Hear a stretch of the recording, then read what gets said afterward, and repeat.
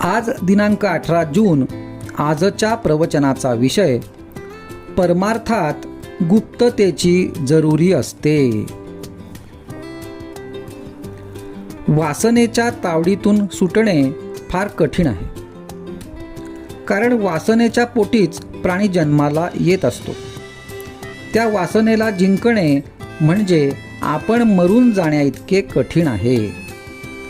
वासनेच्या पोटी जन्म आणि जन्मानंतर अहंकार ह्या जोडप्यापोटी कामक्रोधादी विकार जन्माला येतात. या जोडप्याचे वैशिष्ट्य असे की त्यामध्ये बायको नवऱ्यापेक्षा वडील असते, कारण आधी वासना आणि त्यातून पुढे अहंकार.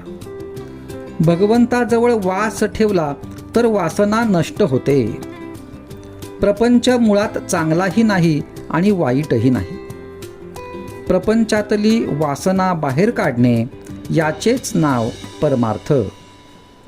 प्रपंचात प्रसिद्धीची जरुरी वाटते, त्याच्या उलट परमार्थात गुप्ततेची जरुरी लागते. समजा एखाद्या बाईने दागिने हवेत म्हणून नवऱ्याजवळ हट्ट धरला आणि नवऱ्याने तिला हवे असलेले सर्व दागिने देण्याचे कबूल केले, पण अट अशी घातली की जेव्हा दागिने अंगावर घालायचे असतील त्यावेळी ते घालून खोलीची दारे खिडक्या बंद करून आत बसले पाहिजे.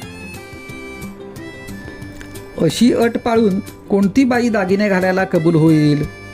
कारण दागिने लोकांनी पाहण्यातच तिला समाधान आहे. ही झाली प्रपंचातली रीत.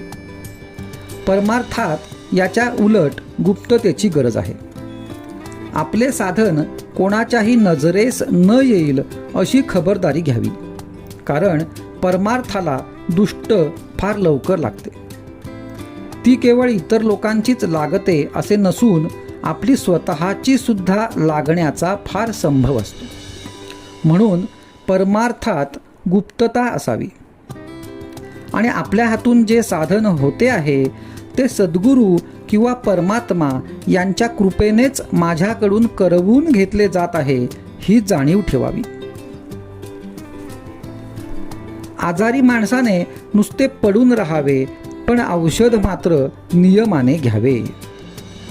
बाकीच्या गोष्टी इतर लोक करतात, औषध मात्र आपण स्वतःच घेतले पाहिजे. एखादा मोठा राजा जरी झाला तरी कडू औषध दासीला देऊन त्याचा रोग बरा होत नाही. त्याचप्रमाणे परमार्थात भगवंताचे स्मरण ठेवण्याचे काम आपल्या स्वतःलाच करायला पाहिजे. उगीच कुणाच्या नादी लागू नये. परमार्थ म्हणजे काय करायला पाहिजे हे नीट समजावून घ्या आणि मग त्या मार्गाने जा.